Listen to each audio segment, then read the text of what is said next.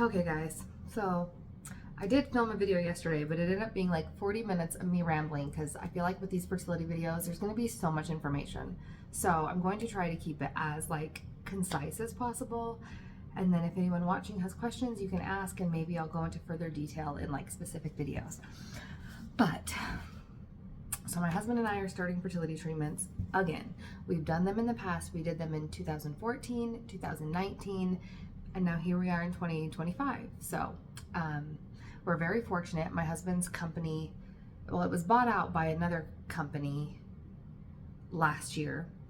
And so we had his old insurance all last year, and then at the start of this year, when it was time to re-sign up for insurance during open enrollment, we switched into the parent companies because the parent company wants all of its umbrella companies like to be under the same insurance.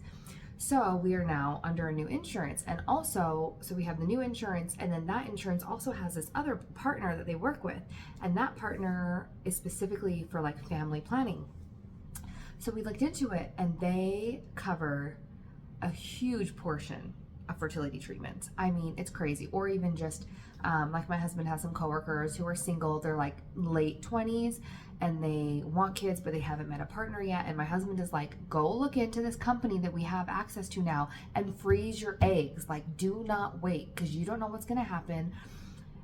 Freeze your eggs now because a 28-year-old egg is going to be a much better quality and you're going to have better success rates than if you wait until you're 30, 35, 37, whatever. And so he has, I guess, some girls at work that are looking into that. But anyway, so in the past, my husband and I, we've done like medicated cycles, I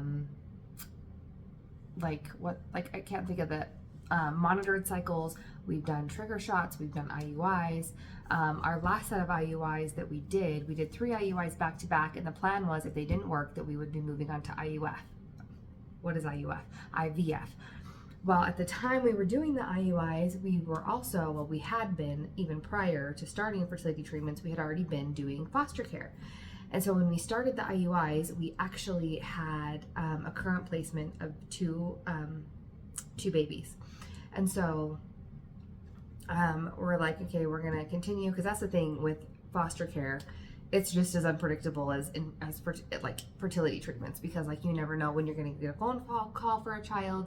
We had placements where we'd get a phone call saying, hey, they have nowhere to go, can you take these kids? We'd say yes, and then a week later they're like, oh, we found this second cousin twice removed who's willing to take them, and kin always gets priority because just a family tie is going to be most likely a better fit than just like a strange family, if that makes sense.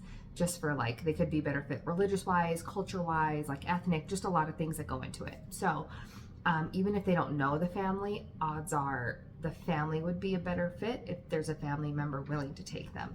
So like we've had kids where it's like, oh yeah, there's nowhere to go, this can be a long-term placement, and then a week later they're like, oh no, we found a family member, so can you get the kids ready to go? And we're like, cool. And then we've had placements that are like, oh, this is just going to be a really short-term thing, and they ended up staying. So you just never know. So we didn't want to put our fertility treatments on hold just because we had just gotten this placement. We didn't know what was going to happen. Well, yeah, we'd had them for about like 6 months at the time we had done the fertility treatments. But we did we had done some medicated cycles. We did the 3 IUIs. None of them were successful.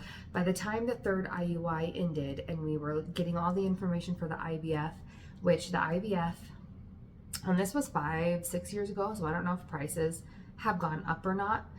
We are at the same fertility clinic, but the pricing for us this time around is different because of our insurance. Last time we were paying out of pocket because the insurance we had didn't cover any of it. So the price for the IVF with genetic testing would have been around $25,000. Which one we did not have. We were looking at like taking out loans or something like that for it. But then when the 3rd IUI failed, our current foster care case we had gotten, it had just changed a lot, and it looked like the kids were going to be staying with us for a lot longer than what we thought. And so we're like, okay, there's a lot of chaos going on right now in our foster care, and there's so much in foster care apart from just taking care of children. You have a lot of doctor's appointments, a lot of dentist appointments, a lot, depending on the age of the kids. You have mandated therapy, like you have visits with bio mom, bio dad, could be bio grandparents. Like every situation's different, and the amount of visitation is different. It's just a lot of things. You could have phone calls, video calls, there's just a lot. And a lot was changing in our case right now. And we're like, you know what? These kids really need us. We need to focus on the kids. And emotionally, at that same time, we were just so drained and brokenhearted, and just like, my husband was willing to go ahead with IVF if I was ready, because he's kind of like, look, like this is all on, I mean, it's on both of us, but he's like, this is happening to your body. You're the one that has to do all these injections. You're the one that's like constantly like dealing with all these hormonal changes and like the pain from all the medicines, and it's a lot. And so he's like, if you want to take a break, like I'm down for a break. If you want to keep going, I'm 100% on board. And I was like, you know what, let's take a break. I want to just put all of my time and energy, focus on these kids, get them in a really good place, get them like all the help that they needed at the time. And we ended up fostering them for about 2.5 years until we actually adopted those children. So after you officially adopt in our state, you're put on, I believe it's a 6-month hold, where they don't put any placements with you, just because they want the dust to settle, let your family settle, and then you can kind of decide if you want to keep fostering or not. We did decide to keep our license open. We had a few more placements. Our last placement was a sibling set. So when they came to us, there was 2 girls. So my kids at the time were 4 and 3. Hold on, my mom's calling. Sorry, my mom had to call and tell me about some family drama. So I ate a little egg salad while I listened to her. But anyway, so at the time that foster placement came to us, my kids were 4 and 3, and the 2 girls we got were 2 and 1. And then about 4 months later, we got a call that the birth mom had another baby. So when we took that baby in also, my kids were then 5 and 4, and then the girls were all 2, 1, and the newborn. So it was wild. My son very much so took on like the protector role of the family. It was the sweetest thing. And we had them for almost a year before they were reunited with their family. And it was just very hard it was hard on both my kids, but it was especially hard on my son. My son is just very tender-hearted. And I mean, we did say the whole time, especially as the girls were there longer and longer, we had lots of conversations about like, hey, remember, like, we're just the helpers. We're helping take care of the girls, and we're keeping them safe until their family is able to do that for them. Like, but it doesn't matter. As much as you have those conversations, and as much as I tell myself every day, like, I know how much I fell in love with those girls. And I'm older and can understand it even more on an intellectual level. And my kids, as much as I told them that and prepped them for them leaving, like when they left, it was very hard on my kids. And I'm like, okay, you know what? At least for right now, foster care is off the table. Like, it's one thing when it was just my husband and I, but like,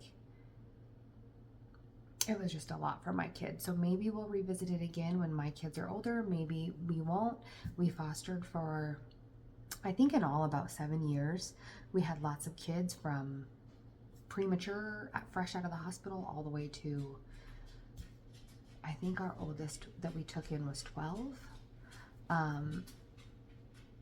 So yeah, and we took in almost all but a couple. We took in mostly sibling sets because we feel it's very important to keep siblings together. So we almost always had sibling sets, which is why we were fortunate to adopt not 1 but 2 kids, because they were a sibling set. And so we got to adopt both of them, and now they get to stay together forever. And so,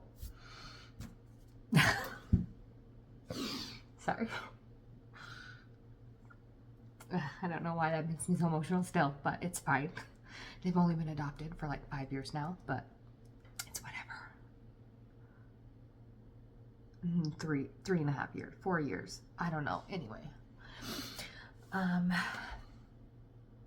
So yeah. So anyway, since we adopted, and especially since we stopped doing foster care, my husband and I have always still kind of talked about that we felt like our family wasn't completed yet. But for us, the only way to have a child would be fertility treatment. And so we've looked into it, but then we've just always gone back and forth because it's like, okay, well now with our kids we have now, if we went and paid $25,000 for fertility, even though like, not that we have just 25,000 at the bank, we'd have to still like get a loan or something. But it's like, and essentially that's like 25,000 we're taking away from our kids in hopes that IVF would work when it might not. There's no guarantees. And it's like, is that selfish on our part to do? But also, is it like worth doing? Because then I go back and forth on like, I feel like there's, I don't know what you all believe, and I know I was raised to believe a certain way, even though I don't necessarily, well, I don't align with the church I was raised in anymore. Some of those beliefs I still like have in my head, where it's like, I feel like our family's not complete. And do I feel that way because there's like a spirit out there waiting to be born? And like, if we don't do this, like we're like denying that spirit a body. But then I'm like, do I even believe that? But regardless on if I really believe that, like I do feel like our family's not complete. But then again, it goes back to, well, what if we pay the 25 grand, it doesn't work, and that's just money we've now flushed down the toilet? Like, so we've always gone back and forth. So cut to now with my husband's new insurance and this new side insurance that they offer, our cost of doing IVF went from 25 grand down to, which is going to vary a little bit depending on how the cycle plays out and exactly what medications we'll need and stuff. But right now, the projected cost is like $3,500, which in the world of fertility treatments, especially for IVF, is like so freaking cheap. And like, I cannot wrap my head around it. At the very, very most we would pay altogether would be $9,000, which is still, that's a lot of money. But again, for IVF, it's cheap. So worst case scenario, we'll be paying $9,000. That's our maximum out of pocket. The projected cost for us right now, with what they know of our situation right now, is between $2,800 to $3,500. And so I'm like, at that cost, while yes, that's still a significant amount of money,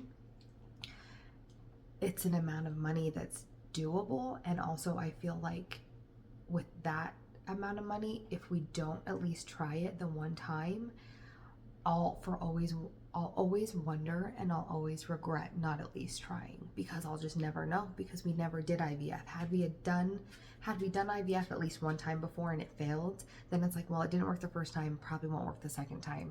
I can move on. But where we stopped right before it because of our situation we were at with our kids' foster care case, like, I just feel like there's always that lingering question, like, would it have worked for us? Could I have gotten successfully pregnant? And so all that being said, we're moving ahead with IVF. I'm super excited. I'm trying to remember what all I said in that first video I filmed, but to get things started, I went and had just my regular yearly OBGYN appointment, got those results back, everything's clear. My OB suggested a specific diet and workout plan for me because of my hormone situation and my PCOS. And it's the same diet and exercise plan that my fertility doctor said would work for me as well when I spoke to her. So we did that OBGYN appointment. Everything was great. Then we had the initial consultation with the fertility clinic, which the fertility clinic we're going with, checking the time, I have to go get my kids soon. The fertility clinic we're going with is the same fertility clinic we used the first time, but it's a different doctor because my doctor retired. So it's the same clinic. So they do have some of my results, but they did switch like data banks, whatever that's called, a few years ago. So some of my old patient data was lost, which some of it I still have records to. Some of it was just like, they just needed like roughly the times and dates of our last procedure, so I could give them that. Hey buddy. Hi buddy bear. So I filled in all those blanks we needed to, but a lot of it didn't really matter because my doctor said, look, here's the thing, it's been anything past 3 years, we're going to look at you like a new patient. For you, your last IUIs were in 2019, so we're going to look at you like you're a new patient anyway. So I'm like, okay, cool. So We did a whole video conference. We went over all my past procedures. We went over everything, talked about how like I've lost like over 130 pounds, where I'm at now health-wise, any supplements we take, all of that. And she said, based on everything and based on your age, I don't think it's worth it to try IUIs, because if they weren't even, not even that we didn't even get to a live birth. We didn't even get pregnant with the IUIs that we did or any of the cycles that we did. So she's like, honestly, with your age, I think it's better to just not waste the time, and we'll just go straight to IVF, especially where we have, because she's really familiar with this company, this family planning company, this insurance company. So she's like, where they're going to cover like everything anyway, why not just go full out, do the IVF? So I'm like, I like your thinking. She thinks that's going to be the most successful, and so that's what we're going to do. So we still have a few months until we get to the actual IVF part, because so our initial consultation was just a televideo consultation. Me and my husband were both there. That was great. She said, okay, I want you to come in. She scheduled me an appointment. We did that yesterday. So I went in, I did some blood work and internal ultrasound, vaginal ultrasound. And then my husband did blood work and a semen analysis. So my husband's blood work, the only blood work he needed to do was a STI panel, which I'm like, we were virgins when we were married, so it's gonna be, but it doesn't matter, they do it. So he got his thing back, he's all good. And then his semen analysis he got back.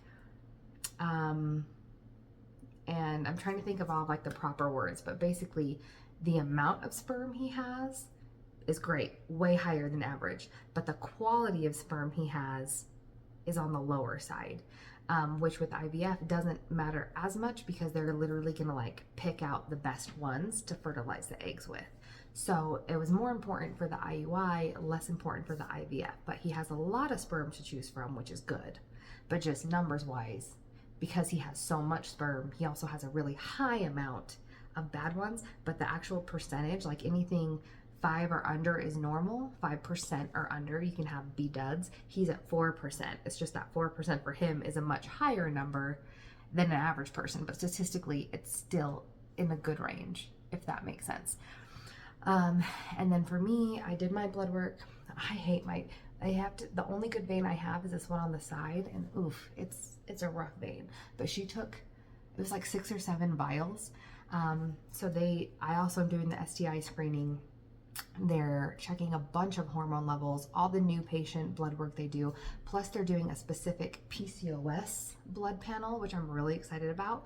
So they can see, so far I've only gotten 2 test results back. I've gotten the TSH levels, which that's your thyroid something hormone, I don't know, but it was good. And then I got my prolactin levels back, and those are perfect. So far 2 of my hormones are in the perfect range. So I'm really hopeful that a lot of my hormones are going to be in the good/perfect range, and that will make me feel so much better going into this. But we'll see what we see. They did do the internal ultrasound, which my father-in-law was supposed to pick up my kids from school, so I didn't have to take them with me, and he forgot. And luckily I called him at about 20 minutes before I was supposed to pick them up, or they needed to be picked up, just to make sure, like, hey, you're still good to pick up the kids, right? And he's like, what? I'm like, yeah, you're still good to pick up the kids. And he's like, I totally forgot, and I'm actually at the doctor's with grandma right now because she has to do blood work. And I'm like, so I ran down the street. Luckily my kids are only like, their school's like 7-8 minutes away. So I grabbed them from school, brought them to the clinic, called my husband and told them, hey, let them know I'm going to be like 5 minutes late. And so they got to see the ultrasound, but I have to go get in the car, drive down to the school and get in the pickup line. So we'll finish this in a moment. Reminders to self, you're talking about your ultrasound. Okay, we're back. Made it to the school. Anyway, so had my vaginal ultrasound, internal ultrasound, I'm not sure what the word is, but got that done. And it was interesting because I've had a lot of internal ultrasounds, and they always tell me like, oh, your uterus looks good, the lining is good, because that's one of the things they check is the uterine lining. So based on like what cycle day you're on, they should know, okay, roughly on this cycle day, your lining should be about this number if you're like on track. And so they always tell me like, oh, it looks good. So your uterus, like when it's, there's nothing in it and you're just looking at a picture, it's like, C-shaped and folded over like this. And then if there's a baby in there, it'll, you know, stretch out. But if there's nothing in it, it's just like kind of an empty C shape. And so usually the C shape will be about like that big, let's say. This time it was like ka-chunk. It was thick. She was thick and juicy. And the lady's like, oh, your uterus looks really beautiful. And I'm like, thank you. I grew it myself. But she's like, it looks really good. And I'm like, oh, okay. And she also, they've never done this though. She actually took some 3D images, which in 2019, before we did the IUIs, we did an HSG test, which I believe is pronounced a hysterosalpingogram. That could be wrong. If I remember, I'll put it on here. But that is like a dye test where I had to go to the hospital to have it done. But they lay you down, you're in like an x-ray machine. They have an x-ray above your uterus and your ovaries, whatever. And then they put flush dye up into your uterus and in out your fallopian tube. So they're basically checking if there's any blockages or like ties, knots, anything like that that would prevent some type of blockage from an egg coming into your uterus. So they test that by shooting the dye up into your uterus and then it goes out your tubes. That test, which they said some people like feel a lot of pain, some people feel nothing. Your girl felt pain, and I have a high pain tolerance. That was not pleasant. It was not great. And they asked me beforehand, oh, we can prescribe you like a little bit of pain meds for it. And I'm like, well, like I have a high pain tolerance. It should be fine. Note to self, which thinking back, it's like there's a lot of female appointments that they should be offering some type of like low dose pain meds for that they don't. So if they actually offer it, you should probably, just to be on the safe side, take it. Take the pain med. But I didn't. So anyway, that was not a fun test. But when they did that test, I had no blockages. And so they're not making me redo that test, but I'll get to that in a minute. But what was my point about that? So my uterus looked good. I don't remember. Oh, so when they did that HSG test, what is it called? The radiologist? Is that who does x-rays? Is it a radiologist, I believe? She made a comment like, oh, you have a heart-shaped uterus. And I was like, okay. And when I asked the nurses after, they're like, oh, if you have a heart-shaped uterus, it just means that it could make implantation harder and miscarriage is more likely. And I'm like, okay, the way that you just said that kind of so flippantly doesn't make me feel great. But I guess I asked for the information and you gave it to me. So when they were doing the 3D ultrasound, I saw on there that dip on there. And I was like, what is that little? And so in my mind, I remembered that about the heart-shaped uterus. Because then when I saw it with the dip, because normally your uterus will be like, what is it? Triangle.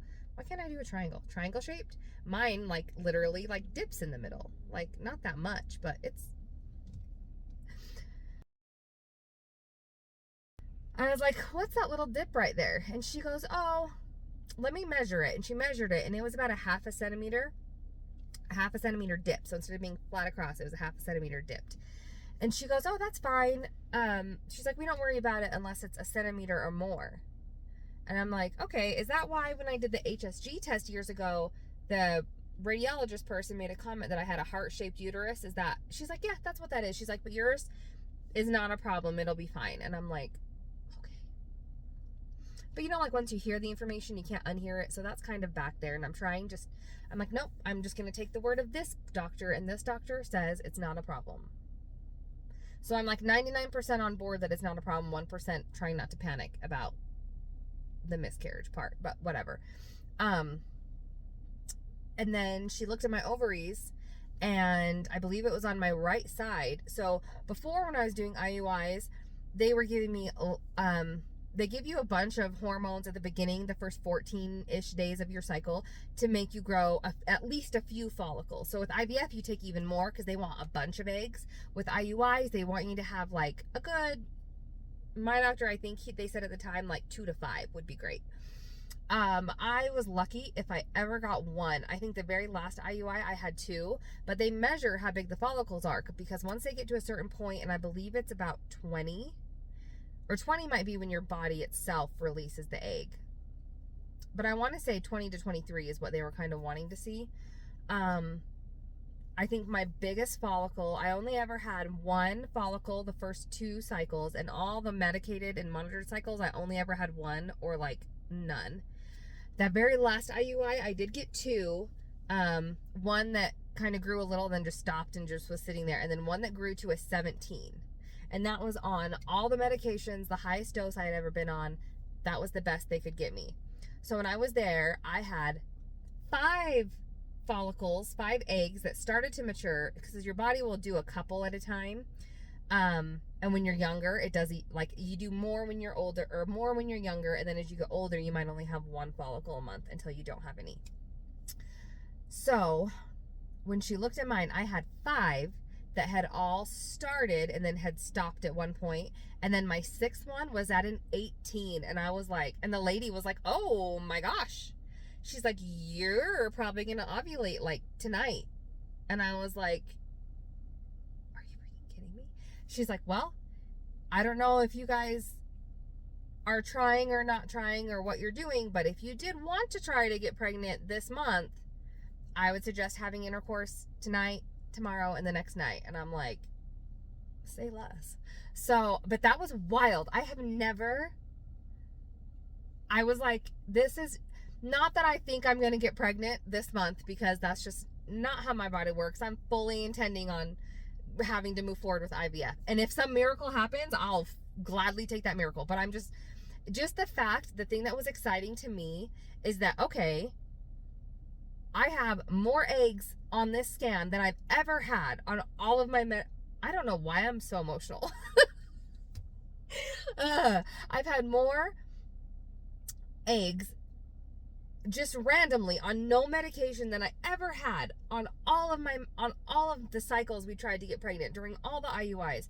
I had more eggs at the ready this time, and also they wanted to check my egg reserve, which the fact that I even had, my body started with 6 this month, grew them, and then it was like, okay, this is the best, and it blew up that one, and the other 5 are chilling for the month. But I'm just like, that is wild to me, and just makes me feel a little bit better, because the one thing I'm just like, if it didn't work 5-6 years ago when I was 5-6 years younger, like, what are the odds now?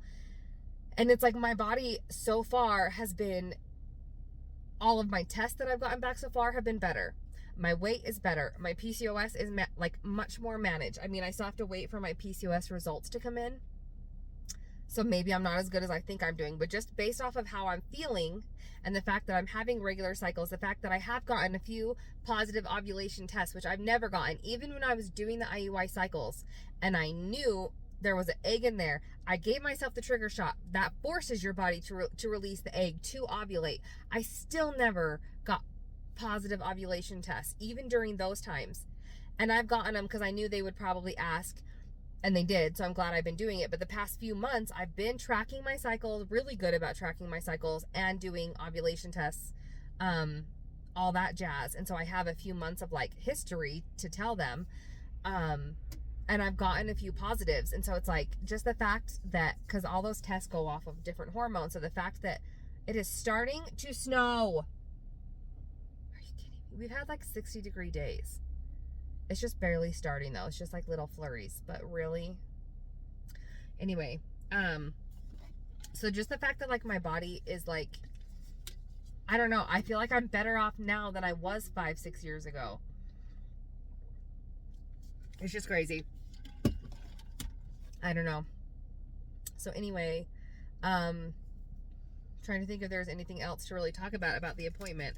So right now I'm waiting on my lab results to come back, the rest of them, and we'll go from there. They did schedule me for so it's similar to the HSG test in as far as what it can show on the test, but it's I have it written down at my house. I want to say it's an internal saline sonogram. If that's not what it's called, I'll put it on here if I remember. Build it in one piece. It's one of my favorite things to do. One time in my geography class in elementary school, we took an orange, a regular orange, not a cutie, but we took a regular orange and drew the continents on there because we were learning about cartography. So we drew a map on the orange, and then we tried to peel it in one piece, and then you lay the orange flat, and like how the map changes like that. We were learning about the difference from like how you take it from a globe to a flat map. Anyway, it always reminds me of that, and I always try to peel them in one piece because of that one class in 3rd grade. But anyway, it's like it tests the same things, but it's just saline, and so they literally put the dye or the saline up into your uterus, fill it up, and I don't know, look around. I'm not exactly sure. She just said does the same thing, but it's less painful and gives you the same result. So I'm like, I'm down for it. She's like, but that needs to be done between days 6 and 10 of your cycle. So they tentatively have me down for an appointment, I think on the 10th, just based on, because I told them, yeah, my cycles are about 28, 29 days. So they tentatively put me down on the 10th. And so they said to call on day 1 of my period, and if that appointment still lines up and falls in that 6 to 10 day window, we can just keep that appointment. If we need to slide it up or down a day or 2, we'll do that. But yeah, I'm excited. Also, it'll be nice to see, because then if they go in there next month, and I also have a bunch of eggs on that other ovary, then that'll be kind of give me 2 months back to back of, oh, this is what my body's doing each month. Or if they go in, because I think it was my right side that had all the, this is my left side. I think it was on my right side that had all the eggs and follicle this month. So next month when they do that ultrasound, if there's nothing on my left side, then that could tell them one of 2 things. Either my left ovary just isn't working. Maybe I don't have any egg reserves in that left side. Like, I don't know.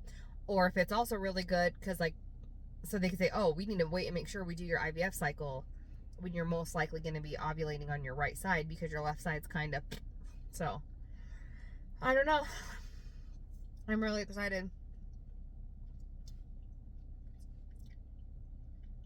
I feel a lot more encouraged than I did at the beginning of this. And I'm just trying to be as optimistic, and like, I was talking to my friend about it because she went to the same clinic and she actually did get pregnant on an IUI, had her baby, and then I guess she went back about a year later to try to do another round of IUIs, and it didn't work the second time. And they were going to move on to IVF, but didn't end up doing it. And so, but she's like, you know, when I got pregnant with Layla, I just went in thinking like, instead of like, oh, if we get pregnant, it's like when we get pregnant this, or oh, like, I don't know, just kind of to change your thinking, which part of me is like, that sounds psychotic. But then the other part of me, like, I do believe somewhat in like manifestation and like the power of the universe, but not to like a weirdo degree, but I do believe like you get what you put out there type of thing. And you know, like a reasonable amount of belief in that, not like a weirdo person, but I don't know. Maybe believing in that at all makes me weird. I don't know what people believe, but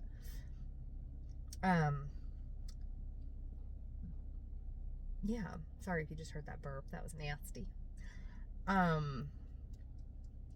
So I don't know. I'm just feeling really hopeful about it. I feel like it seems so long because I have to wait for this cycle to be over, because I'm on day like 15 or so of my cycle. And I have to wait for day 1, call the clinic. They'll schedule that appointment for the 10th, or not the 10th. It's on the 10th right now, could move. But between days 6 and 10 of my cycle, do whatever test they're doing. And then if everything looks good, we'll be doing IVF like that next cycle. So like in 2 months. That's crazy. Anyway, I don't know what else to say. I guess I'll let you know when I get my other results in. I did start a new workout program, which is, so usually I do high intensity interval training, and that's what I like. But they said not to do that because it can raise your cortisol levels, and I'm not trying to do that. because it's not good for your hormones, nor is it good for people trying to get pregnant. So, I just spit orange juice on my steering wheel. So what's the opposite of high intensity? A sit, like a sustained intensity training, something like that. And they're shorter workouts, because longer workouts can tend to spike your cortisol. So it's supposed to be shorter but more effective. So I don't know, we'll see. I did it yesterday. I was like, that workout was so easy. I didn't even feel it. I mean, I was like a little sweaty and my heart was pumping, but I was like, oh, that's going to be so easy. I went to sit up out of bed today. I felt like I was 80 years old. My lower back is sore. My stomach is sore. My legs, like between my butt and my knees. It's like, you know, have you ever worked out and you go to sit on the toilet and it like takes you a real long time to like sit? I'm like that kind of sore. So I'm like, oh, I guess that wasn't effective. Oh my gosh. Girl, I cannot talk and eat. As I eat. Anyway. I guess it was an effective workout. So I did that yesterday. Their program, I selected the intermediate. So it has me doing the program every other day. So 4 days a week, basically. So yesterday was the first workout. Today it said 20-minute walk. So I did that. It's like a mile and a quarter, 1.25 miles. Did that. Or I was going to do a second walk today, but if this snow is going to keep up, that's going to be a no from me. Put this peel in this prescription bag. So, yeah. Trying to think if there's anything else, but I don't think there is, guys. So, sorry this is really long-winded. Feel free to follow along if you want to follow along. I'm not sure how often I'll be posting because, like, especially these first kind of 2 months, there's not really a lot to post because I'm just waiting for the next test. So I'll probably do another video when I get all my results in and just let you know what the results were and if they say anything about those results or if they're all just normal and we can move ahead as planned. But yeah, thank you for watching and we'll talk to you next time. Okay, bye.